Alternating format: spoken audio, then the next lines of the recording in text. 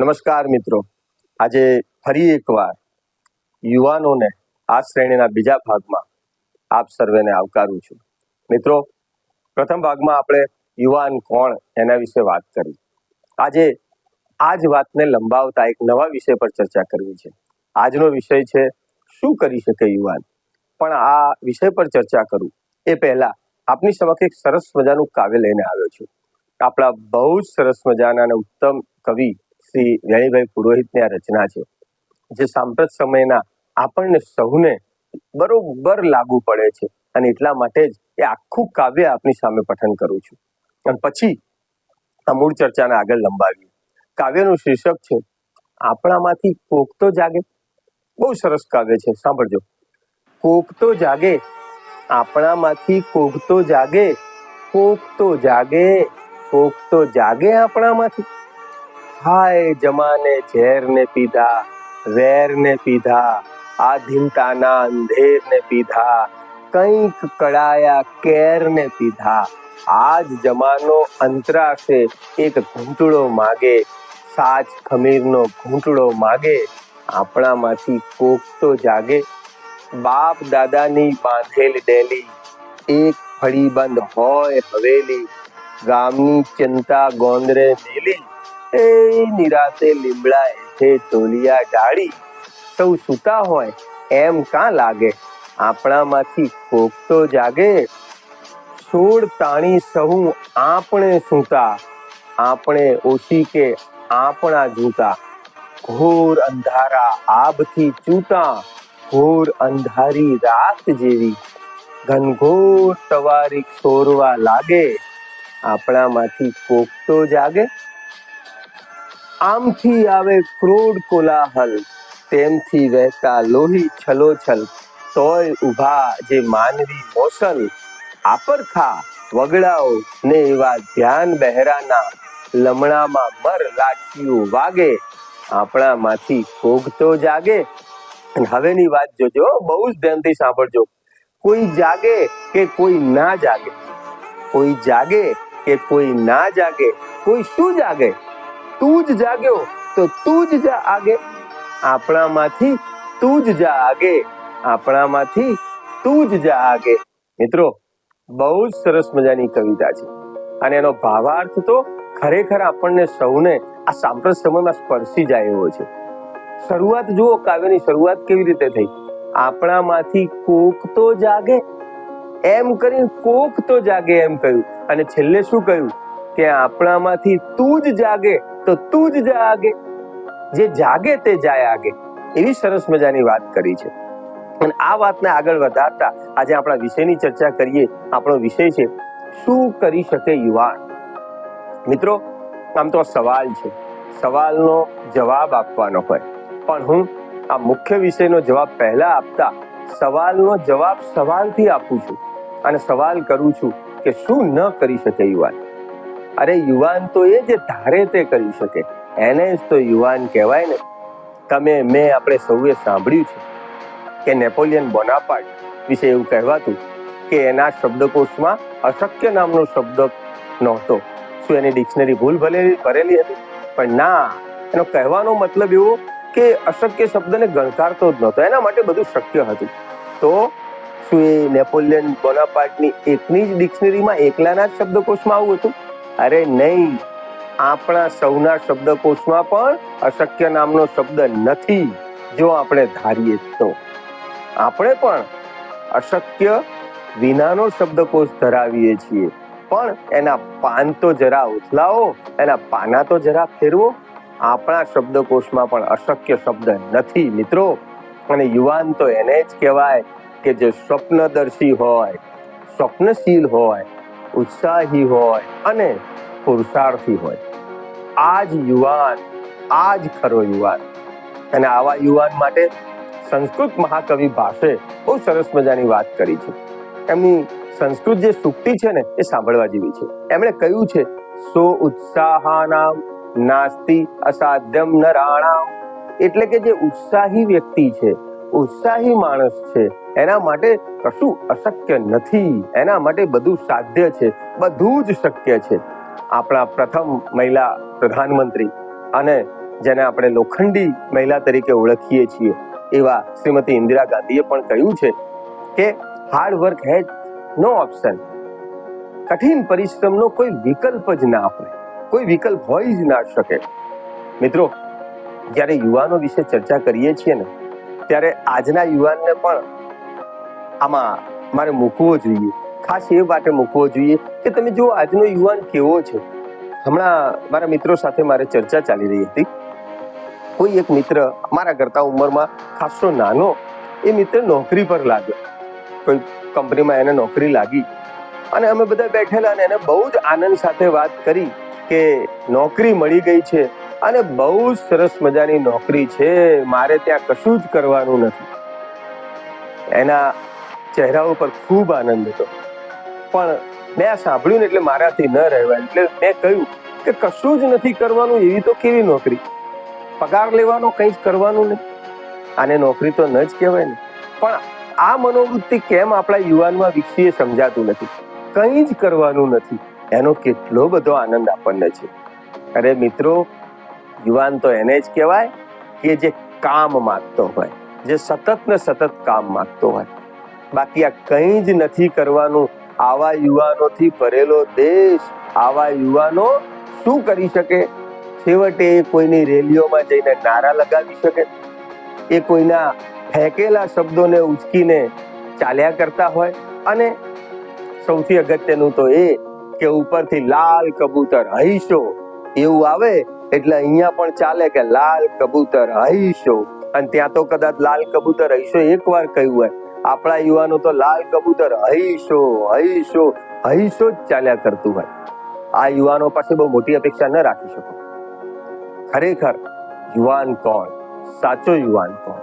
સાચો યુવાન તો એ કે જેના હાથ કામ માંગે, જેને પરસેવાની કમાણી પસંદ હોય, જેને મહેનત પ્રિય હોય, એને સાચો યુવાન કહેવાય.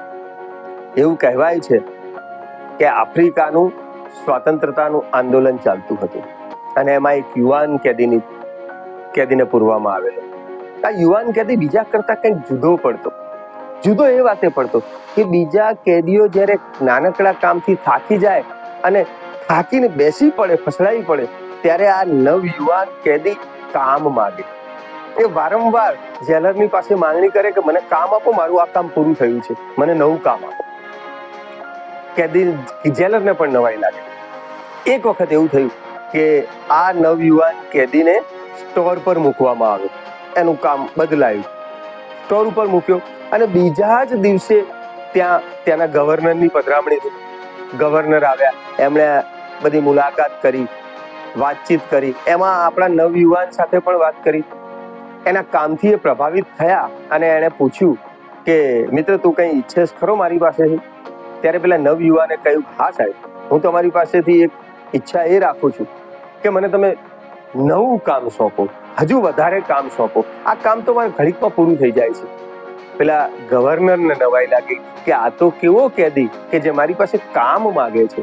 કોઈ આરામ માંગતું હોય જ્યારે આ કામ માગે છે. એણે પૂછ્યું કે કેમ ભાઈ, તને કામ એટલું બધું પ્રિય છે?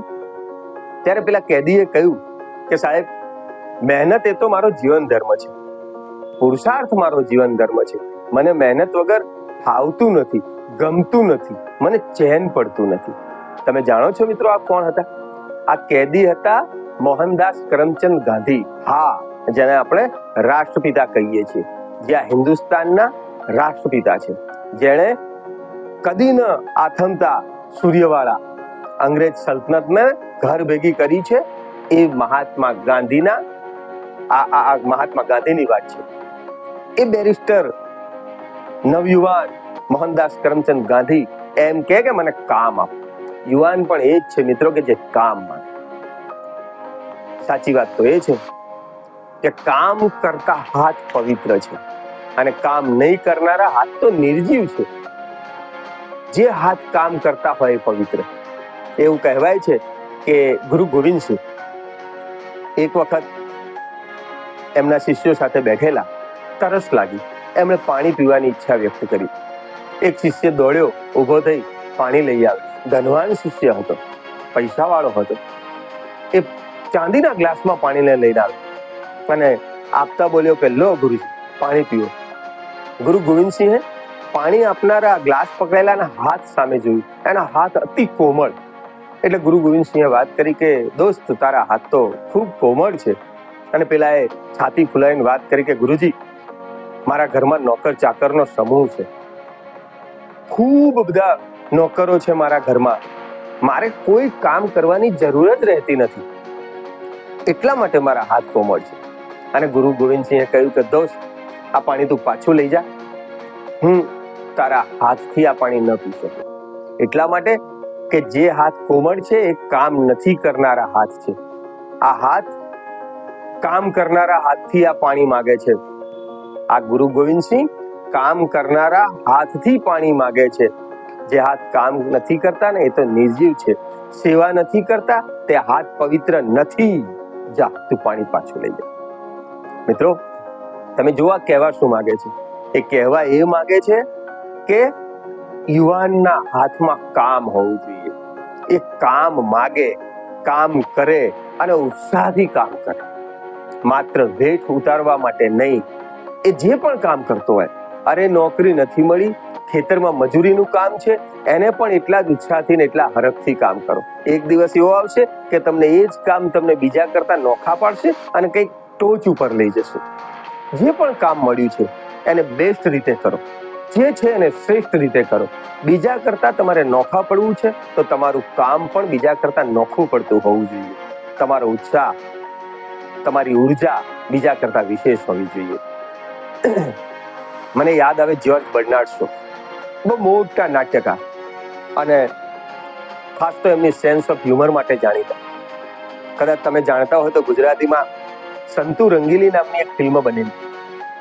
એ ફિલ્મ મૂળ જ્યોર્જ બર્નાર્ડ શોના નાટક ધી પિગ્મેલિયન ઉપરથી બનેલી. એ જ્યોર્જ બર્નાર્ડ શો વિશે એવું કહેવાતું કે એ જેટલા પણ કામ કરે ને એમાં લગભગ એ નિષ્ફળ જાય. એટલે એમણે એકવાર એવી વાત કરેલી કે 10માંથી મારું એક જ કામ સફળ થતું, બીજા 9 નિષ્ફળ જતા, પણ મારે તો 100% સફળતા જોઈતી હતી. અને મેં શું કર્યું? મેં કામ 10 ગણું કરી નાખ્યું, તો મને સફળતા પણ 10 ગણી મળવા માંડી ને. 100% સફળતા જોઈએ છે તો 100% કામ બતાવો. જેટલી સફળતા ઉત્તમ ઈચ્છો છો એટલું કામ પણ ઉત્તમ હોવું જોઈએ. તમારું જેટલું કામ બેસ્ટ એટલી સફળતા પણ બેસ્ટ. દોસ્તો એક કહેવત છે જે યુવાનોને લાગુ પડે છે. કહેવત છે કે જજુમો, સતત જજુમો, જ્યાં સુધી તમે જોયેલું સ્વપ્ન સાકાર ન થાય ત્યાં સુધી જજુમો. આ જજુમવાની શક્તિ આવે ને ત્યારે જ તમારી યુવાની સાર્થક કહેવાય. તમે વાંચો, વિવેકાનંદને વાંચો, ખાસ તો યુવાનો માટે તો પ્રેરણા સ્ત્રોત છે, એને વાંચવા જોઈએ. આના વિશે આપણે એક એપિસોડ કરીશું કે યુવાનોએ શું વાંચવું જોઈએ, કેવી રીતે વાંચવું જોઈએ, કેવું વાંચવું જોઈએ. મારી ઈચ્છા છે આના વિશે આગળ વાત કરીશું. પણ આજે જે વાત કરવી છે ને પુરુષાર્થની વાત કરવી છે.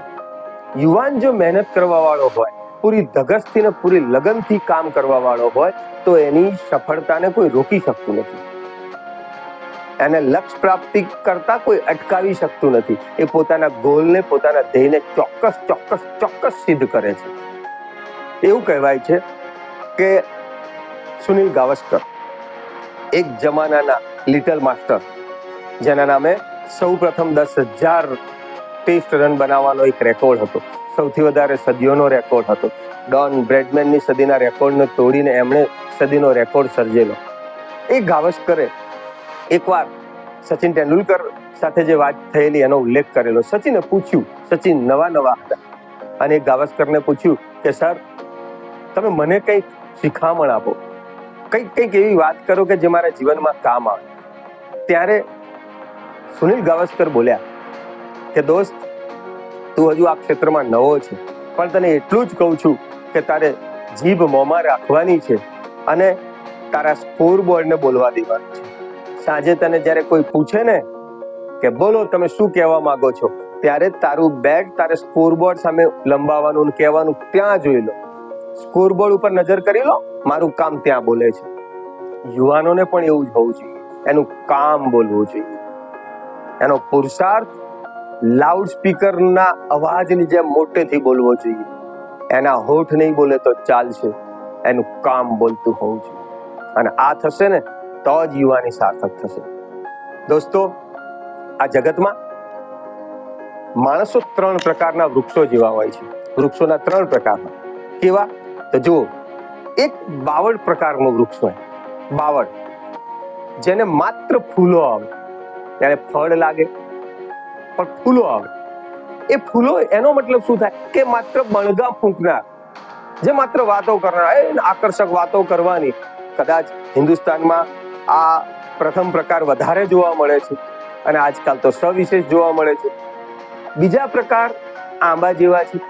આંબાને ફૂલ પણ આવે અને ફળ પણ લાગે, મોર આવે અને પછી ફળ લાગે. એટલે કે ઘણા એવા પણ માણસો છે જે પ્રચાર અને પ્રસાર બંને કરે છે. જે કામ કરે છે તો એના કામનો બહુ જ મોટા પાયે પ્રચાર પણ કરે છે. આ બીજા પ્રકારના માણસો છે. ત્રીજો એક પ્રકાર છે, અને ત્રીજો પ્રકાર છે ફણસ પ્રકાર. ફણસ નામનું વૃક્ષ તમે જોયું હોય તો એના પર સીધા ફળ લાગે, એની ડાળી ઉપર ફળ લાગેલા હોય, એને ફૂલ ના, સીધું ફળ લાગે. ત્રીજા પ્રકારના આ માણસો છે કે જે પોતાના કામના ઢોલ ના પીટે, જે મોટી મોટી વાતો ના કરે, જે બણગા ના ફૂંકે, એ સીધું કામ મૂકે કે જોઈ લો આ મારું કામ, આ મારું કામ છે, એનું કામ બોલતું. યુવાનોને પણ મારે આ જ કહેવાનું છે કે મિત્રો, તમારું કામ બોલતું કરો. હિન્દુસ્તાન પાસે બહુ બહુ મોટી સંખ્યામાં યુવાનો છે, પણ સૂતેલા, ઘોર નિંદ્રામાં પડેલા યુવાનો ન કહેવાય. જે જાગતો હોય, જેને કંઈક નવું કરી બતાવવાની ધગશ છે, એવા યુવાનો આપણે ઈચ્છીએ છીએ અને એવા યુવાનો તૈયાર કરવા માટેનો ઉપક્રમ શરૂ કર્યો છે.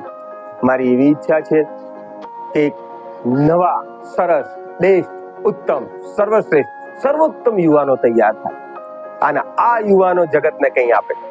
આજે હું જોઉં છું, એક શિક્ષક તરીકે અનુભવું છું કે મોટા ભાગના જે ખરેખર બ્રિલિયન્ટ બાળકો છે, એનું બ્રેઇન ડ્રેન થઈ રહ્યું છે. એટલે કે આ બુદ્ધિધનનું બહિર્ગમન થઈ રહ્યું છે. એ વિદેશમાં ભાગે છે. કેમ ભાગે છે? બહુ જ ઊંડો વિચાર માગી લેવો પ્રશ્ન છે. મારે તમને એ વાત કરવાની છે કે મિત્રો, આ દેશમાં રહીને તમે શ્રેષ્ઠ કામ કરો, ઉત્તમ કામ કરો અને એવું ઉત્તમ કામ કરો કે જેની સફળતા તમને અને દેશને પણ ગૌરવ અપાવે. હું એવા યુવાનો તૈયાર કરવા માંગુ છું. એવા યુવાનો તૈયાર થાય એ જ મારી આશા અને અપેક્ષા છે. મિત્રો, આપણા મણકામાં આપણે મળતા રહીશું. આપણા આગળના ભાગોમાં આપણે નવા વિષય સાથે, ખાસ કરી માત્ર ને માત્ર યુવાનોને સ્પર્શતા હોય એવા મુદ્દાની ચર્ચા કરીશું. યુવાનો તૈયાર થવા જોઈએ. આ યુટ્યુબના માધ્યમથી આ મારો એક પ્રકારનો યુવાનો સાથેનો સંવાદ છે. જો આમાંથી કોઈ ઉત્તમ યુવાનો તૈયાર થશે અને ક્યાંક મારી વાત એને સ્પર્શશે તો આ મારી મહેનત લેખે લાગી ગણાશે. મિત્રો, હું બહુ જ મોટી આશા અપેક્ષા સાથે આ તમારી સામે રજૂઆત કરું છું. આનંદ થાય છે હું તમારી સાથે જોડાયો છું. મિત્રો, આ વાતને વધારેમાં વધારે લોકો સુધી પહોંચાડો. લાઈક કરો, આ ચેનલને સબસ્ક્રાઇબ કરો, તમારા મિત્રોને મોકલો. યુવાનો જોડાવા જોઈએ. એક નવો કાફલો તૈયાર કરવો છે આપણે. વધારેમાં વધારે યુવાનોને આપણી સાથે જોડવા છે અને જે આ દેશને, આ સમાજને, આ માનવ સમાજને બેઠો કરી શકે, જે સંવેદનાથી સભર હોય, જે ઉત્સાહથી ભરપૂર હોય, ઉર્જાવાન હોય, બુદ્ધિશાળી હોય, વિચારશીલ હોય, તર્કશીલ હોય, અભ્યાસુ હોય, એવા યુવાનોને તૈયાર કરવા છે. એક આખી નવી યુવા પેઢીનું સર્જન કરવું છે. આવો મિત્રો, આપણે સૌ સાથે મળીને આ કામને આગળ વધારીએ. ત્યાં સુધી અહીંયા આજે આટલું જ અટકીએ. આભાર. જય હિન્દ.